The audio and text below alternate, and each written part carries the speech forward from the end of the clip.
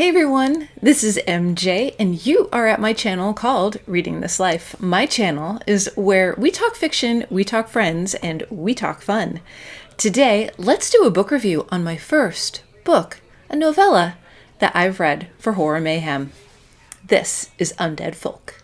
Stay tuned.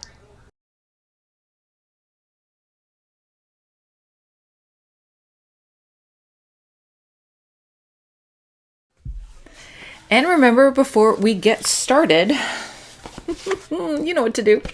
All right. This cover, I was sold when I first saw this cover, like months ago. I don't know. Look at it. It's just so good. So it's a fox on a train track. And, yeah, it's, undead. We'll say undead. And actually, I just realized some of the plot just came together in the cover. Genius. Chef's kiss. Okay, so this book is by Katherine Silva. I've never read Katherine Silva before. The cover of this novella is what drew me in. A novella, it is about 60 pages long or so, but it is so jam-packed with so much goodness, so many heartbreaking moments, so much grief.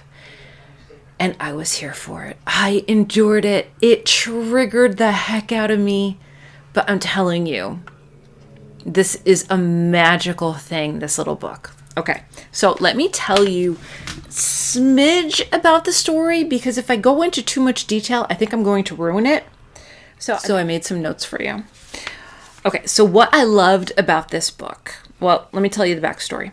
So we have a young girl, and she is on a mission, and she has a history of some mysticism, some magic, some tricks up her sleeve, some things, potions in her pockets and stuff like that. So we meet her, and we meet her little furry companion. Cue my dog. And she is on a mission. She is on a mission to seek revenge. To seek revenge on something that was done to her family. And we are set in a dystopian time. The power grid is out. People are living in tents. People are living in, makeshift shelters.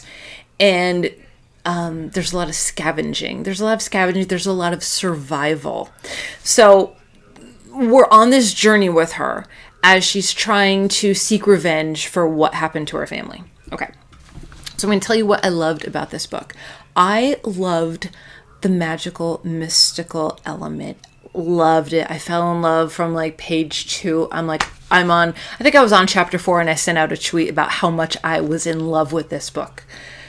The dystopian setting. I love a good dystopian setting, and I love a good power grid story. I do. Secretly, I do. That's like my biggest fear. Okay. The woodland creatures. I love a good woodland creature too.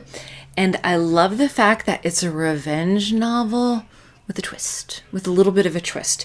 There are layers that keep getting revealed. There are secrets that keep getting revealed throughout the book that keeps the reader's attention, that keeps you gripped. What I didn't like, this book made me cry. And not intentionally. But if you have experiences with dementia, if you have a history of family members with dementia, it may bring up some of those emotions. So my personal trigger warning is reader beware if this is something that is going to be triggering you. Also, another thing that I wanted that I didn't like is that it was short. I wanted more. I wanted more time to spend with these characters. I wanted to get to know them more. I feel like I just saw a little window, and it was a perfect window, but I would have liked a bigger stage. Okay. So the story is about grief, loss, desperation, survival, revenge, family, and I guess that's it. Yeah. it was just a delight. So I would say, I mean, is it horror? Yes. But there's also like that little mystical, magical, fantastical fantasy element. Maybe fantasy people can come to the table. I gave it 4 out of 5 stars in my own personal rating system. Goodreads, I have to give it 4 stars. But highly recommended. It's just the sweetest little book. I really did enjoy it. I've never read Katherine Silva before. I am going to read more. Just fantastic. I wish I wrote this story. That's how good it is. Loved it.